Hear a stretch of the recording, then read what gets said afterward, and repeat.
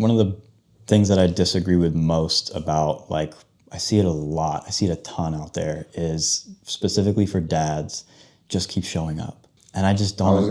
I wanted to like tackle on that, but I wasn't sure. Yeah. Yeah. Why you say that? Huh? Well, like, obviously, you show up. Yeah. Like, obviously. But that's not, like, I see that given as motivation or as a sense of emotional relief. And it goes viral on social media because people see it and they're like, oh, finally, a fresh air. Like, that's important. If you need that moment, get that moment. Mm-hmm. But, like, that's not the point. Like, you don't just keep showing up. You show up intentionally. You show up with purpose. Yeah. You show up and try to get 1% better every day as an individual and as a parent, because your kid deserves it and you deserve it. And like, if you just keep showing up, like, what does that mean? Like, imagine you're investing everything you can into a career before you have kids, and someone tells you, oh, you want to get to the top? Just keep showing up.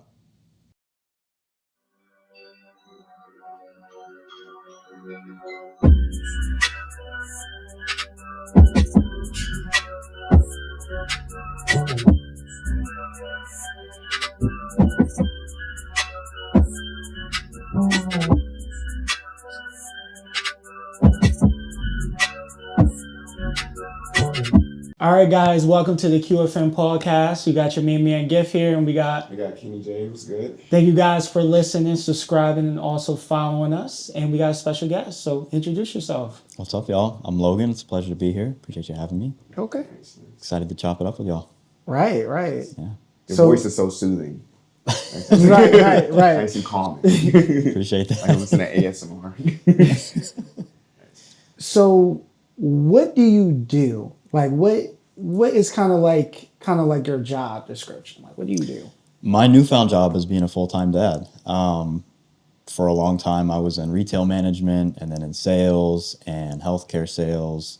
And now, I do content creation full-time. Okay. As well as being a full-time dad.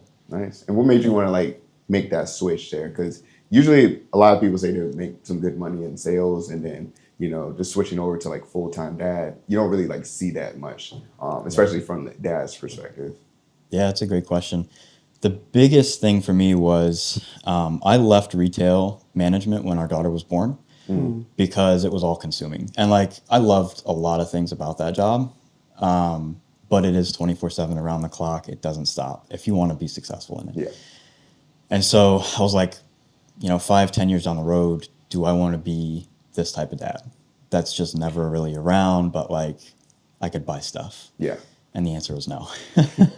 So I left that. I spent like the next year, little over a year, just being involved as a dad, like connecting with her as a baby, as an infant, as she grew up into it, like toddlerhood, and building these little routines and things with her that felt really good and fun and productive. And that type of connection, I think, was what sparked the transition for me. It was like, okay, I could probably do this full time, Yeah.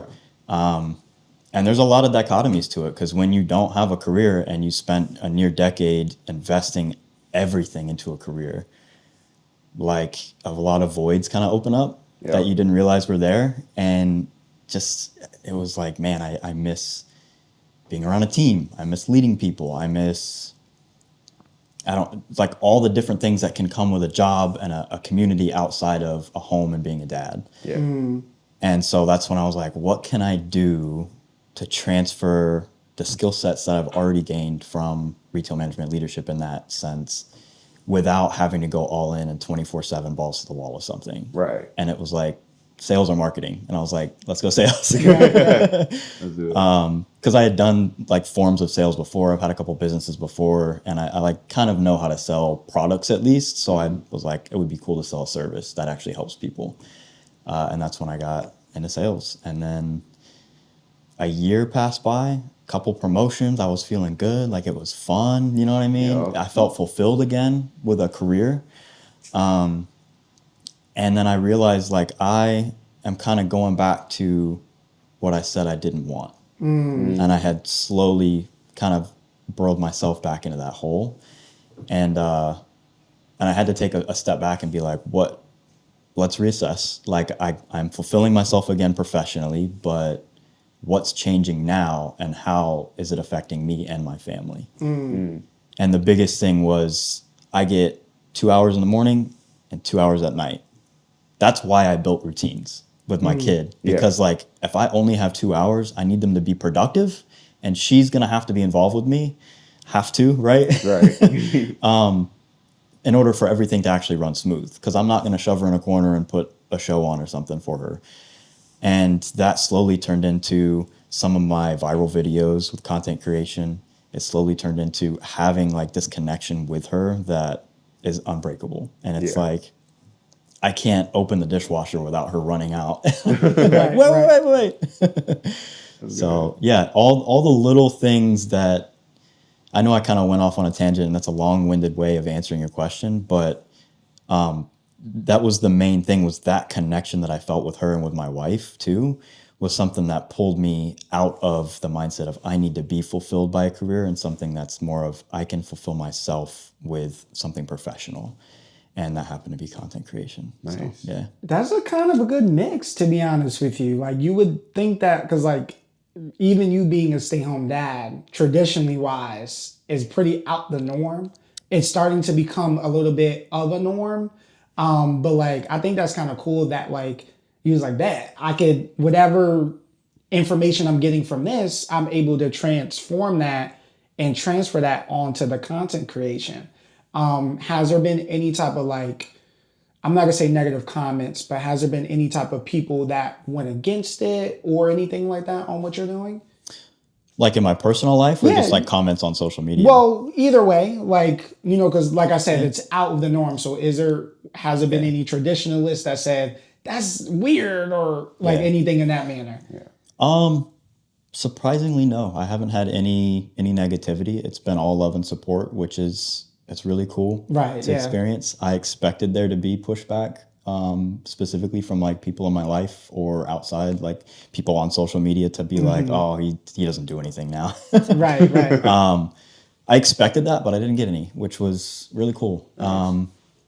But yeah, I think there's kind of two parts to it, because you talk about like there's a traditional sense of a family, and then there's stay-at-home dads. Right. Yeah. And I see stay-at-home dads becoming more and more common, especially with like Gen Z, like millennial type of age group. And something that I've kind of been thinking a lot about, and I think I could probably articulate it at this point, is like it's almost like a quarter life crisis that a lot of Gen Z dads are going through. Yeah. Where we were kind of brought up, like I'm not going to speak for anyone else, but for me personally, I was brought up in a house that my dad worked. My mom didn't work a lot. For most of our life, she was a stay-at-home mom. Right. My dad worked his ass off. He worked as much as he possibly could, as hard as he could, to provide for us. And even with that, we didn't have a lot. You know what I mean? My dad went through '08, right? He went through all the things that in that time frame of like the late 90s to 2010, as I'm a kid, he's going through all that. Right. And he's trying to build a life for us. And the lessons that at least my older brother and I believe, pulled from that, or again, I'll speak for myself. Yeah, go ahead, lessons that I pulled from it was, if you want to have a family and provide for family, you got to be gone. Like, you have to be working as much as you can. You got to put everything into a career. You got to invest in it. You got to do everything you can, and you're still probably just going to break even. And that was like, low key, it was like built into my conscience of like, that's what it looks like to be a dad. And I'm not saying there's anything wrong with that, but that's not what I want as a dad. Right. And I think a lot of other dads my age are kind of feeling that. But because we came up with that type of example of like going through '08 and everything else, like, you have to be out hustling. You have to invest as much as you can in your career if you want to just barely provide for your family. That's what was embedded in me. So my early careerhood, like, it was 100-hour, 120-hour weeks. I had 2 other jobs, a business. Like, I was trying to do everything I could to make sure I was on firm footing financially. Yep. And it took a lot out of me, dude. And I finally like went all in with one career, and that was retail management. And a decade in is when I like decided we were gonna have a family. My wife and I were like, let's do it. And I I don't know if my frontal lobe fully developed or what, but I was like, this is not what I want. This is what I had as an example, and it doesn't feel right to me. And so the traditional sense of being a dad, to me, is what my dad was, right? And I think that a lot of other guys could probably see it that way. Like, you work. Potentially the mom stays home, potentially she works too, and you guys just provide for the family. You know, the kids go to daycare, they go to school, and they're gone most of the time. Right. But as a stay-at-home dad, there's so many options now that weren't available back then. And That's so exactly, yeah. it's easier to be a stay-at-home dad. Not that being a stay-at-home dad is easy at all, but it's easier to provide financially still while staying home with your kid.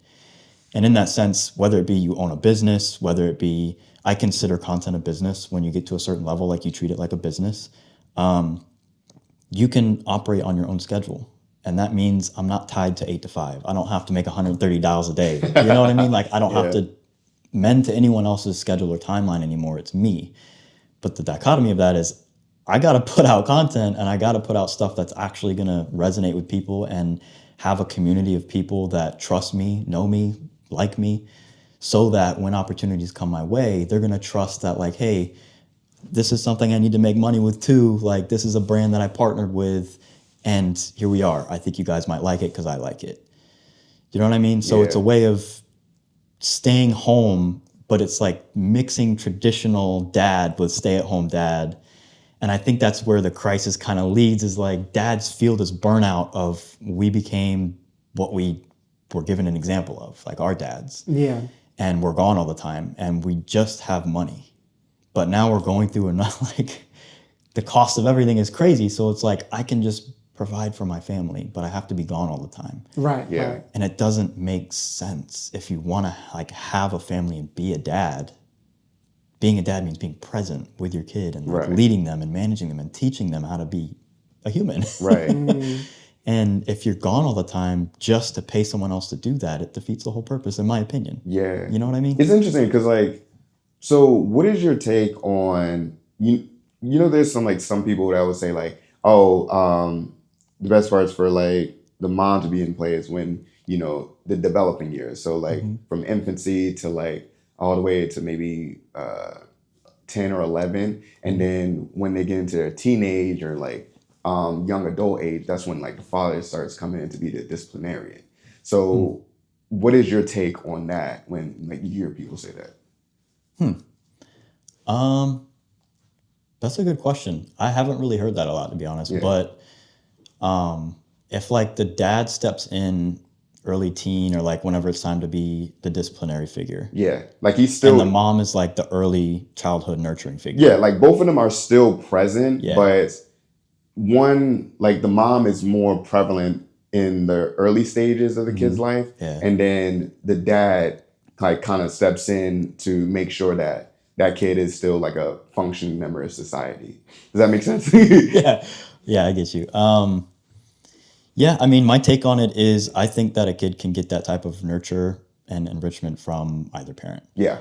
Obviously, there's certain things in early, like infancy and early childhood that a mother can give that a dad quite can't. Yeah. And that's important, which is why, you know, that first year, I was very fortunate to have left my career and stay home for the first year and just support her in every way I could, so that she could, you know, nurture our kid. Go ahead.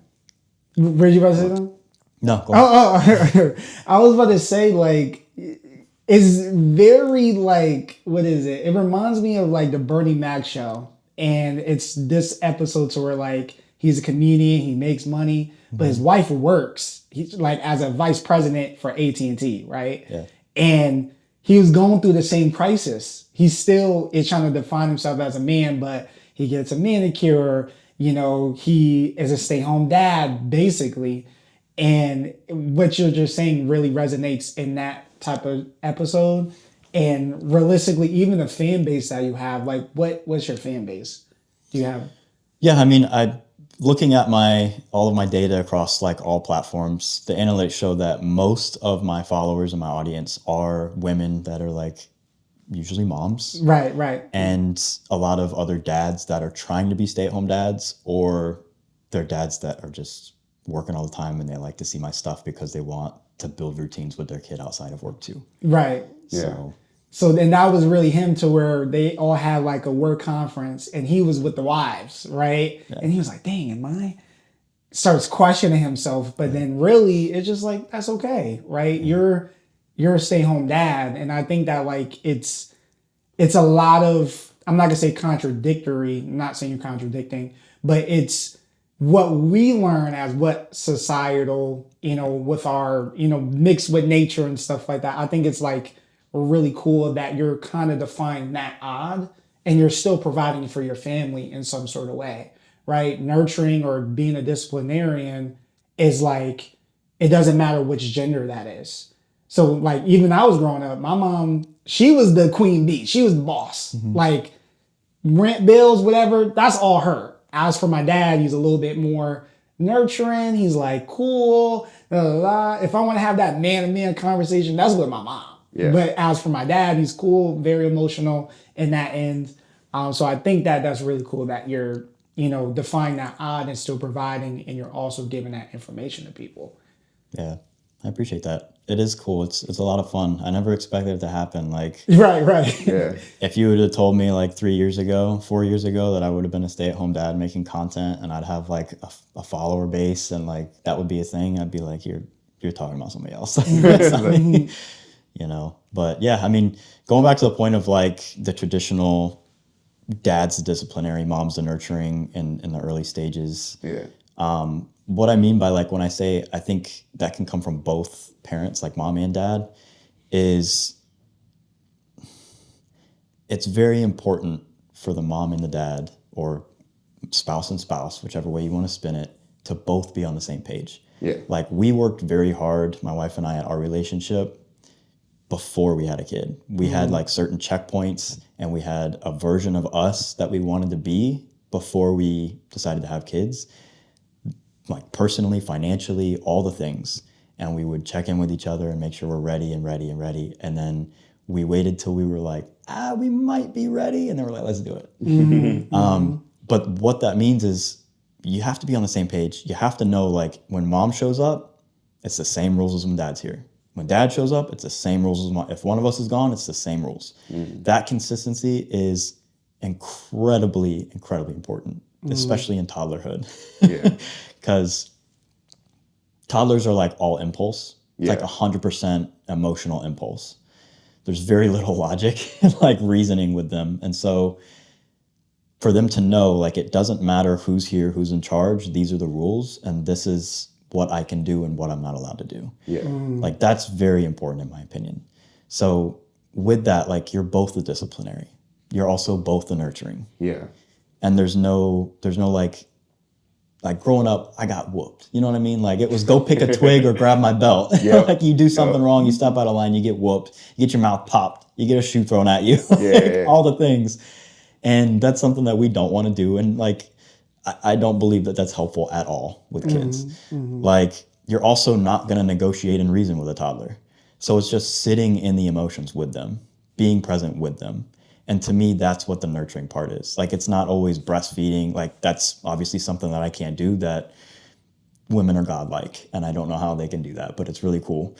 But like, also the emotional nurture from mom or dad can be just sitting in the emotion with them and waiting for it to pass. And then like explaining what that was, like what happened to them.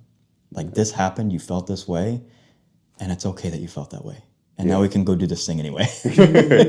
Have you ever found it like difficult to like go to that level with your daughter? Like, let's say she did something bad or she wasn't like listening to you or your wife. Like, what is your process when it comes to, since you guys don't, go to that level of like spanking and whatnot, like, how does that process work in doing something different? I mean, whenever something happens in our adult brains, as my wife and I like to call it, and we feel like you're not supposed to do that, I'm very organized. If you put something out of place, I'm going to be like, oh, I'm mad. Like, that needs to go back right now. So like, just taking a deep breath and being like, I invested in chaos. A toddler is chaos. Like, I invested in that. Yeah. That's what I decided I wanted.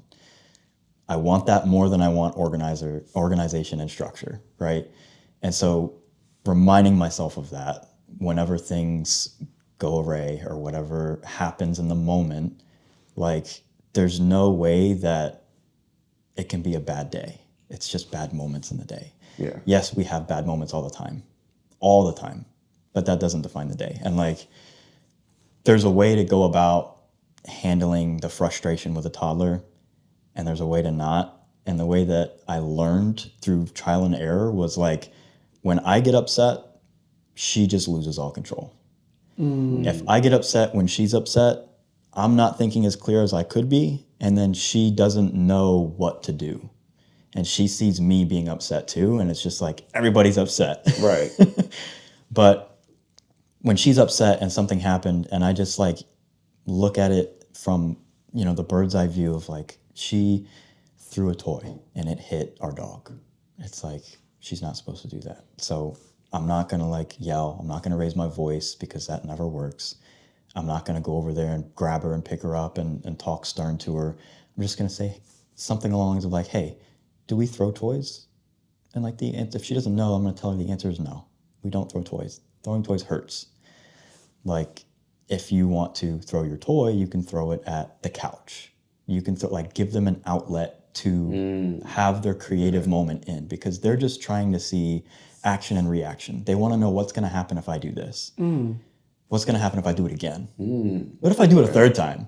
They just want to know. And that's where like I talk about my wife and I being on the same page. The structure of discipline is just, the answer is always no to this. Always, always, always. There's never a budge. You cannot throw your toy at the dog. Yeah. That's not acceptable. If you throw your toy at the dog, I'm going to take your toy away and you're not going to be able to be near our dog. That's it. Like, there's no aggression. There's no raising our voice. A big thing is like, the quieter you get and the more you drop your tone and bring the bass up in your voice, just like I'm doing now, the more you're intrigued to listen. Like, people are probably listening to me more right now because I lowered my voice and like and subscribe. But if I like yell and I like get all mad and frustrated, it's just like, what's this guy doing? You know what I mean? Right. Like, what's the point of all that? That's interesting, because it's almost like a psychological thing behind it, where it's like, so if your parents like don't beat you, and I even tell from like personal experience, like my dad, he would go from a lens of like, he was still going to beat me regardless, but he would lecture me. He would lecture me like the whole day prior to me getting a beating. And then when I think that, he forgot about it, or maybe he just got tired, it's like the end of the day and like everything's chill and relaxed. Then he calls me down saying, KJ, come downstairs. It's time for you. He's like, I still got to whip you, right? I was like, dang, all right. But like before then, he was kind of, just lecturing the idea of like, hey, these are the things that we don't do. And the reason why this is happening is because of X, Y, and Z. And if I don't do this, then this is going to happen. So it's kind of like the same process with you, where it's like, hey, do we throw toys? Then, if she says no, then, obviously that's like a teaching moment for her. Mm-hmm. So she can like learn over time and say like, okay, I don't do this because it's going to hurt the dog. Or if I do this, then it's going to make my dad upset or disappointed. So I'm not going to do this. I want to do the right thing. You're giving them options. Yeah. Sounds like you're giving them options. Yeah. Yeah, that's super important too. Is like, one of the big things my wife and I both are very firm with and agree upon is, when it comes to our daughter, we want her to always seek inward. Like, it's not, if I do this, what's someone else going to think? It's, if I do this, what's going to happen? Yeah. How will I feel if I hurt someone else? Doesn't feel good. Right? That person doesn't feel good. You don't feel good afterwards. Yeah. You might feel like it's funny for a moment, but later that day when we reflect, which we always do, before bed, we talk about what we did that day, the good, the bad, the ugly. It's not going to feel good. And that builds over time. And like, we never want her to seek validation or scrutiny from outside. We want her to feel like how she feels internally and build that voice inside, which is why I talk about like, we don't raise our voice. We try not to raise our voice. Like, we're human too. Sometimes we'll raise our voice, we get upset, but we try to catch ourselves. But whatever we say and the way we say it to her is the voice she builds in her head. And that's who is going to talk to her when she's alone. And so how can we build that voice to be as kind and supportive and passionate and loving? And it starts with us, like top down, you know? We have to give that in order for her to feel it in her brain. Dang. This is good right here. This is good little parents we're talking. I don't want to have kids right now, but good advice along the road. If you don't, can I add something to Go for it. that you talk about, like your dad's process for like beating you, and I don't agree with it, but yeah, He sounds like a therapist right now. and I don't agree with it either, but I can relate. And like Yeah. that for me, it was like my dad would always say, you know, this hurts me a lot more than it hurts you, and then he'd whoop my ass. Right. You know what I mean? It's like That's crazy. Whatever, bro. crazy. That's wild. Maybe it did hurt him emotionally, but it definitely physically hurt me a lot more. Like, but I remember there was a very pivotal moment in my life. I don't remember exactly how old I was, but I must have been like mid-teen, and I hadn't got spanked in so long. And I did something, and my dad whooped my ass. And I just remember, like, I'm a young adult. My pants are down, and I'm bent over your bed, bro. You're whipping my butt with a belt.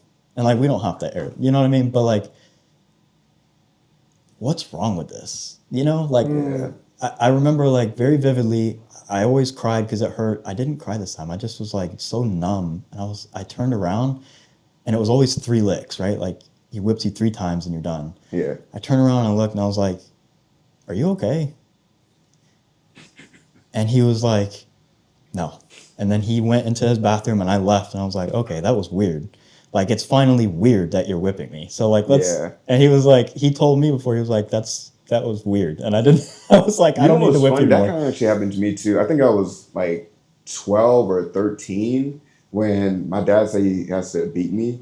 And then my mom would do it too. See, at the point I got older to where like her beatings didn't hurt as much as my dad's.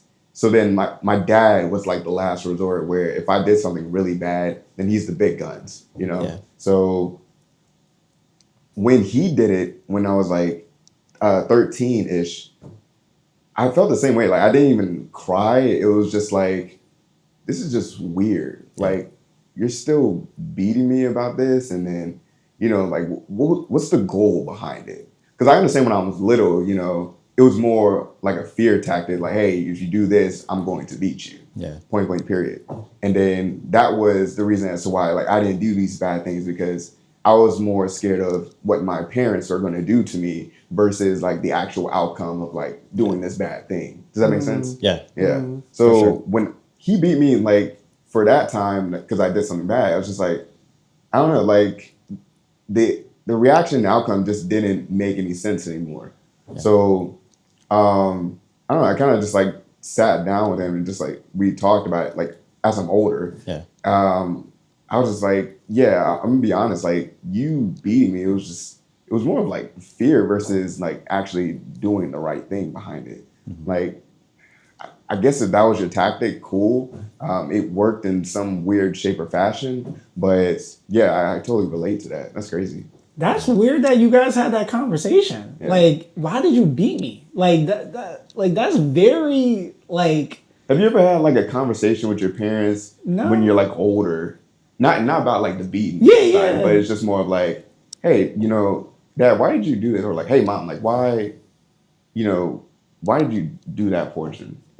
Yeah, I mean, like, I understand it was like a fear factor, but like also like it's kind of a way for you to, and I'm not saying I totally agree with it, but like if you're doing something bad, that's because like, you know, I'm not saying for you, but like I would say the emphasis, especially being like a Black child, a Black young man, young woman, is to be careful, because that beating is going to be a representation of something worse if you get in trouble by the law, right? So it's a little bit weird, because some people say it's like a slave mentality or whatever, to where it's all these different philosophies behind whipping, right? But overall, I mean, it's what I've always heard is this is me doing this to you is better than what you're going to get out there. True. So it's more of like, if you're not going to get this, I'd rather you get this than you be arrested by a cop. Now you're going to jail for 20 years for something you should have been already doing anyways. Yeah. So kind of in the midst of that, I guess like, you know, of course you having a daughter and stuff like that. Do you have any particular like fears of like just, you know, I guess like, what is like some of your fears when it becomes to like your daughter in a sense? Fears when it comes to like, yeah, like what is going on in the world, what you wouldn't want her to become, if that makes sense. man,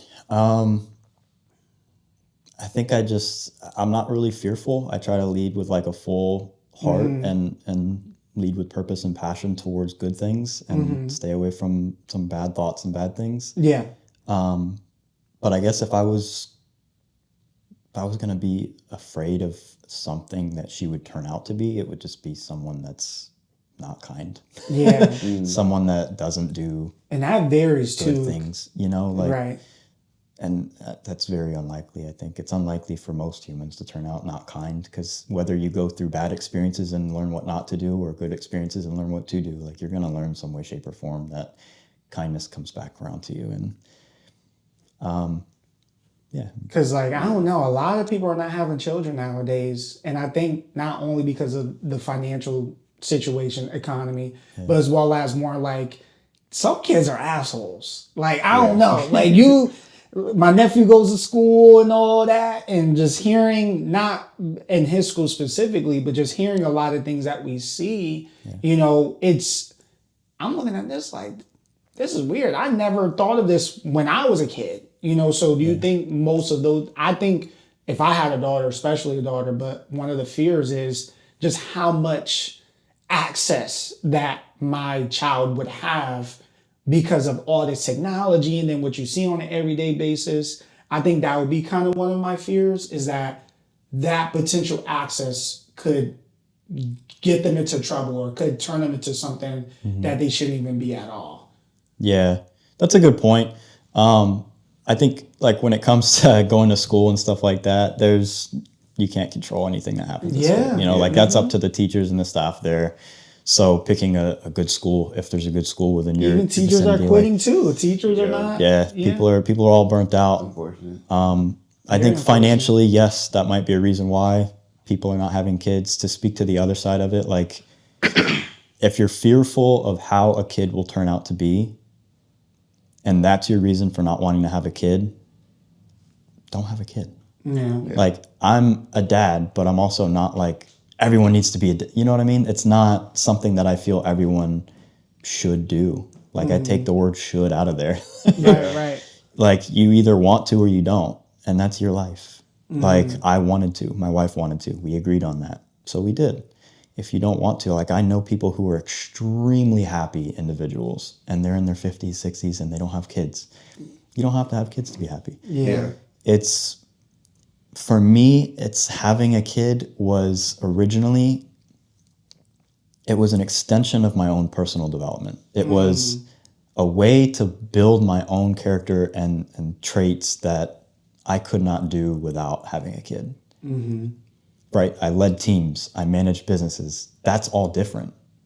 That's like me leading and training and teaching myself, and then like managing a business and leading other people. Having a kid of your own in any way, shape, or form is like, that's your everything right there. Yeah. You know, like they look to you, they rely on you for everything. You have to teach them how to be a human. That's a big task. That's a big thing, yeah. That's a big task, and I don't take it lightly, and I don't recommend it to everyone. So like, if people don't want to have kids, I'm not like... You're not opposed to, you're not here. Don't have kids. If you want to, though, I highly recommend it, because like, it is incredibly fulfilling. You know, it's challenging, but it is incredibly fulfilling. That's good. You got anything? Wow. I mean, I feel like, I don't know. You wanna have a kid, I man? might have a kid. I'm joking. No, but... Gifted running around. Or Giftiana, I don't know. Giftiana. No, but I would say, you know, I guess like for those who are parents, right? Just either sides, and of course, happy early Father's Day, by the way. Father's Day is coming up. Thank you. Shout out to Father Dukes over there. I don't know what to call my dad. But overall, shout out to Pops. But I was going to say, what motivation would you give to young parents out there who maybe are struggling or maybe trying to figure it out? Because that's what our podcast is for, right? What would you tell them in motivational words? What would you tell them? To any young parents out there that are struggling and looking for like motivation of any kind, I would say, you know what to do and you know what not to do. Go towards the stuff that you know to do and just continue learning and investing in your own knowledge and your own skill sets, and it will pay off. There's no magic pill. There's no right way to be a parent, in my opinion. Like, there are wrong ways, but there's no one right way. Each individual is unique in their own way. They bring their own perspective to being a parent. And that's what builds cool humans. And so if you're a young parent and you want motivation, just look inward. Like, find the thing that lights you up and share that with your kid. It's going to be challenging. There's going to be hard times, but hard moments don't have to make a hard or bad day. Right? Like, you can have a good day that had a bunch of bad moments in it. And be kind to yourself. You know, I'm not huge on like motivation for parenthood because you'd need an unlimited supply, but Right. but I think being kind to yourself along the way of your own journey is all the motivation I could give you. Like, be nice to yourself. You can do hard things. Build a good human. I don't know. Right. Build a good human. Yeah. Dang, build a good human. Peace, love, loyalty. Peace, love, loyalty. Yeah. Do you guys have any other things to say, or? No, nothing really. But yeah, I mean, I kind of, the thing that I would like relate to most of the things that you were saying, like here on the podcast. Obviously, we're not parents, but you know, I'm sure that like we have like that baseline understanding. It was like, if we do have a child, obviously we want to do what's right for them and not try to, you know, guide them in the wrong way. But you know, you put it the best way. Like, there's no right, perfect way to be a parent. Like, there's always a method to their madness. It's our like upbringing, and I'm sure you can like also relate too. But we're all just like trying our best. Like, we want our kids to be better selves than we were. You know, because they're the future. Yeah, for sure. I think one of the things that I disagree with most about, like, I see it a lot, I see it a ton out there, is specifically for dads, just keep showing up. And I just don't. I wanted to like tackle on that, but I wasn't sure. Yeah. Yeah. Why you say that? Well, like, obviously, you show up. Yeah. Like, obviously. But that's not, like, I see that given as motivation or as a sense of emotional relief. And it goes viral on social media because people see it and they're like, oh, finally a fresh air. Like, that's important. If you need that moment, get that moment. But like, that's not the point. Like, you don't just keep showing up. You show up intentionally. You show up with purpose. You show up and try to get 1% better every day as an individual and as a parent, because your kid deserves it and you deserve it. And like, if you just keep showing up, like, what does that mean? Like, imagine you're investing everything you can into a career before you have kids, and someone tells you, oh, you want to get to the top? Just keep showing up. I mean, but that's basically what does that mean? Yeah, that's basically what, just show up, because a lot of people don't. That's the point. Like, I think, like, for me, it's like, now getting back to wherever, my mom has always showed up. That's been the biggest thing. Track me, whatever, things like that. As for my dad, that was a little bit debatable, right? Yeah. But now the perspective I always had is always show up, of course, with purpose, but just show up, because you showing up and seeing your presence is a lot more valuable than someone saying that they're going to show up and then don't. Yeah. Right? So that's really the biggest thing. Like, you may not be at fully 100%, but when you're really there and you strive despite of whatever you got going on, showing up is a lot more important, because you did whatever you needed to do to show up for that person. Yeah. Especially for your kid. Yeah. If that No, makes sense. I hear what don't you're saying. know. I hear what But you're saying, I get yeah. what you're saying too, as like, Yeah. what do you mean by showing up? Well, yeah, my point is when it's used as like that's the standard is just show up. Like that to me, that's not the standard. The standard is to show up with purpose, show up with integrity, show up with meaning, do something every day to try to get a little bit 1% better. Yeah. Right. Right. But like obviously show up. If Yeah. people aren't showing up, that's on you. But like that's not the bare minimum.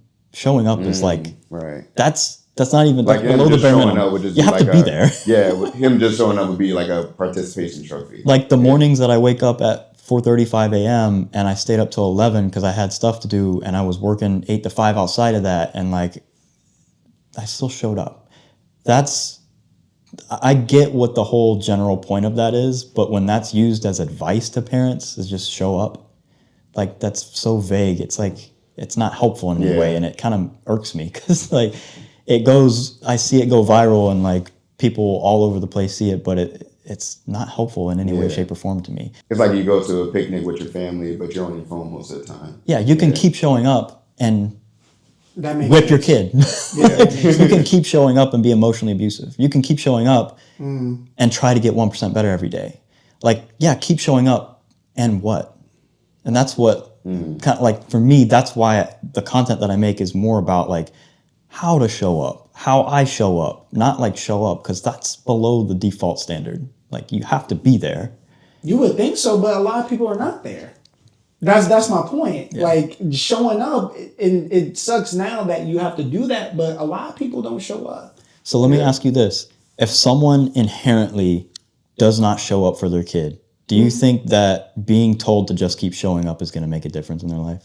Are you saying like if they Someone's repeat like, that question. I don't want to show up for my kid. I would rather rest. I would rather XYZ. And that's the path that they go down. And then they see a video on TikTok that says, hey, dad, just keep showing up. Do you really think that's going to make a difference and like change the way that they're behaving as a parent?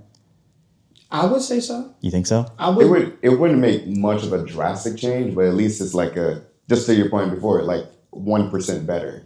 Yeah. Yeah. Now, let's say that he starts showing up, then he's like, okay, I'm showing up, but maybe there's not much impact. Maybe him showing up could be like the catapult to him like actually getting better for that. Does that make sense? That's a good point. Yeah. Yeah, that's a good point. Yeah, you have to be showing up. Like, if you don't show up, you can't do anything else. Yeah. So, like, the showing up has to happen Right. for sure. Yeah, that makes sense. That makes sense. All right, guys. Thank you so much for listening to QFM Podcast. Please follow us on Instagram. Also, subscribe to our YouTube. Thank you so much for listening, guys. See you guys later. Where they can find you. Oh, There you go. LoganCX.life on Instagram and TikTok. Perfect. Dang, Okay. is that it? Or do you want me to... No, I thought you was going to Do say you want like, me to we go this whole time, man. All Do right. you want me to start the outro again? Like, what? Do you want to? No, I'm good. I'm All right, guys, that's it. Thank you for watching. Please like and subscribe. Sorry for my partner here, Logan. Thank you for being on the podcast. Thanks for having me. Of course. Appreciate you. And yeah, thank you guys for watching and hope you guys take care. We're out here.